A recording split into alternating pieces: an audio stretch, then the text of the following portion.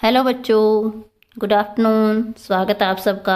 आज आपका chapter 3 carbohydrates का जो है तीसरा टेस्ट होगा। पिछले 2 टेस्ट की तरह इसमें भी सारे क्वेश्चन जो है एमसीक्यूज़ हैं। उसी तरह से आपको अपना कॉपी पेन लेके सारे क्वेश्चंस के आंसर जो है वो नोट करते जाने हैं और लास्ट में आपको आंसर की के साथ मैच करके जो आपका स्कोर होता है वो कमेंट सेक्शन में ज़रूर लिखना है। तो चलिए स्टार्ट करते हैं हम आज का टेस्ट। सबसे पहला क्वेश्चन है कि कार्बोज के मोनोसेकेराइड्स रूप कैसे होते हैं?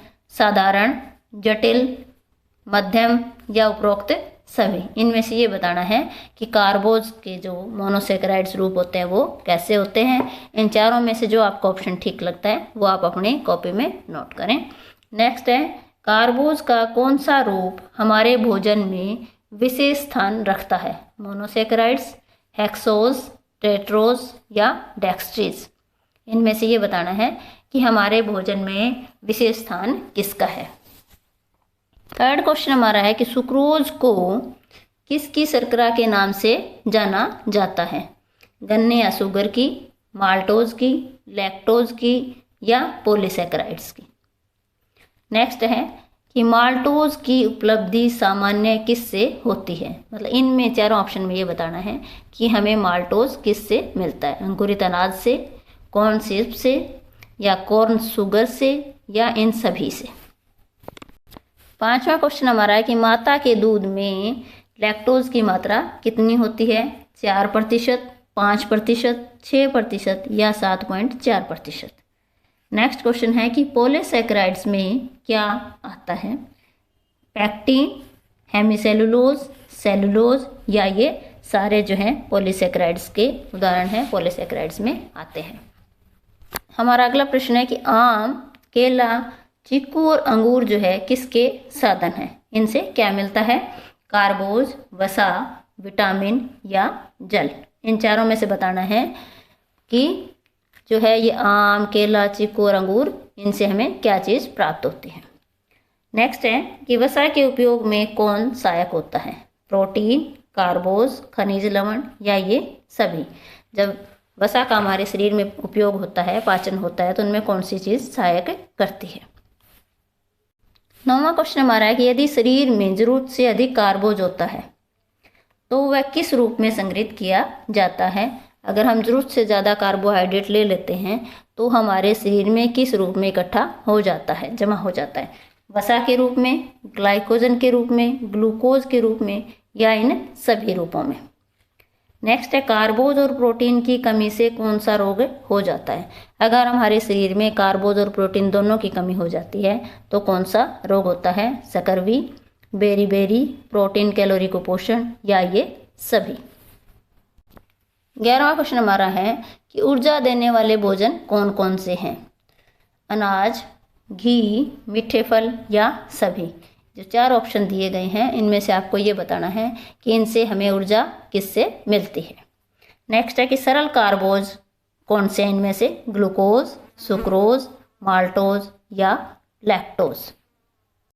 नेक्स्ट है कि आहार में पाई जाने वाली प्रमुख कार्बोज कौन सी है? इनमें से ग्लूकोज है, सुक्रोज है, माल्टोज या स्टार्च।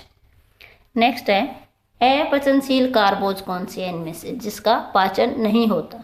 लैक्टोज, सुक्रोज, सेलुलोज या पैक्टिन। इन चारों में से ये बताना है कि कौन सी जो कार्बोज है वो अपचनशील है, मतलब जिसका पाचन हमारे शरीर में नहीं होता।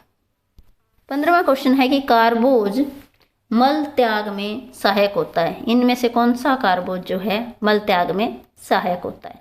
लैक्टोज, सेलुलोज, पैक्टिन या स्टार्च।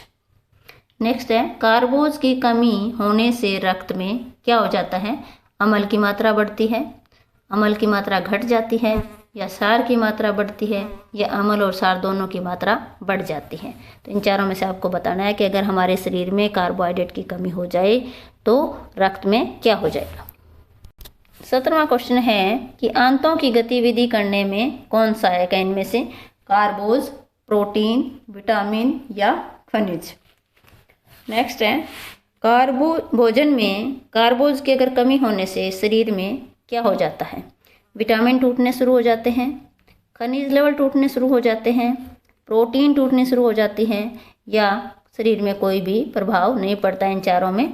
मतलब ये बताना आपको कि जब हमारे भोजन में कार्बोहाइड्रेट की कमी होती है तो शरीर में विटामिन, खनिज या प्रोटीन इनमें से कौन से टूटने शुरू हो जाते हैं या किसी पे कोई प्रभाव नहीं पड़ता।